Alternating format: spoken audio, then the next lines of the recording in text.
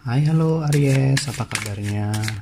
Ini adalah prediksi untuk zodiak kamu di tahun 2020 ya, akhir tahun ya. Jadi akhir tahun 2020 ini masih ya 2,5 bulan. Jadi kita lihat apa yang mungkin terjadi di kehidupan kamu sampai dengan akhir tahun 2020 ini. Oke, saya shuffle dulu kartunya. Oke, jadi saya akan ambil 5 buah kartu nanti. Yang kelimanya itu ada kaitannya dengan kehidupan kamu di akhir tahun ya. Yes.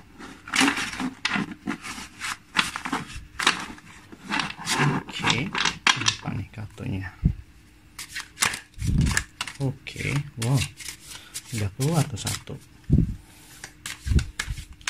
Oke, jadi di sini kesedihan. Kamu kenapa nih bersedih ya? Ada kesedihan di sana? Oke. Oke,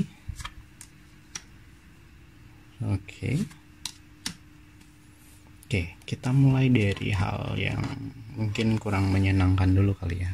Oke, kita mulai. Jadi di akhir tahun 2020 ini bakal ada sedikit perasaan yang menyita perasaan kamu ya, menyita perasaan dan ya cukup menguras lah perasaan. Jadi hal ini ditimbulkan oleh kenangan di masa lalu yang mungkin masih sulit buat dilupakan. Jadi kenangan di masa lalu ini masih tersimpan banget di hati kamu dan sulit banget buat kamu lupain, dan itu tuh membuat kamu susah banget buat move on ke depan. Oke, jadi kenapa nih? Jadi kamu harus lebih bisa merelakan.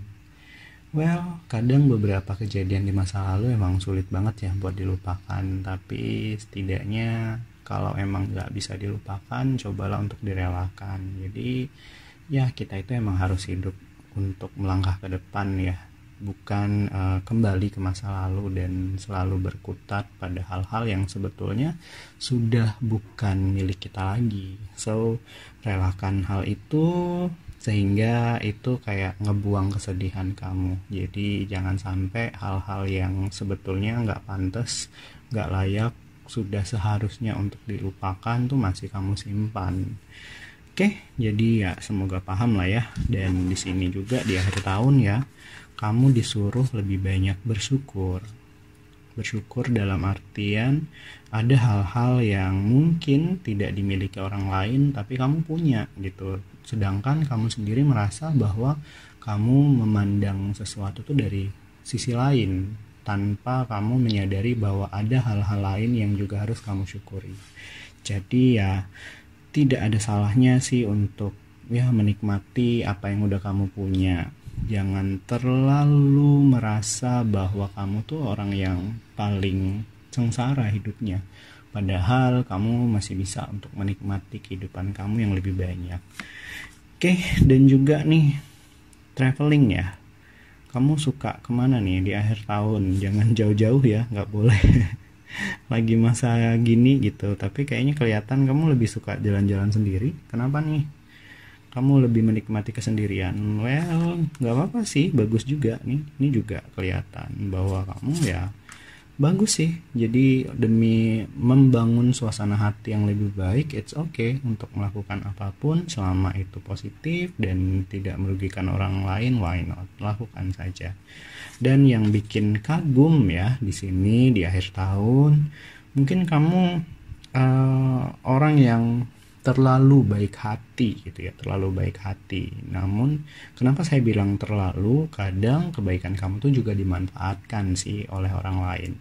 Namun yang bikin saya kagum di akhir tahun nanti itu kamu banyak sekali meluangkan waktu kamu, bahkan mengeluarkan materi ya yang bisa kamu berikan untuk orang-orang. Jadi kamu bisa membantu sebagian atau beberapa orang di akhir tahun nanti, dan itu emang benar-benar dari dalam hati, berasal dari ketulusan kamu. Oke, jadi yang perlu digarisbawahi adalah kamu harus lebih bersyukur ya.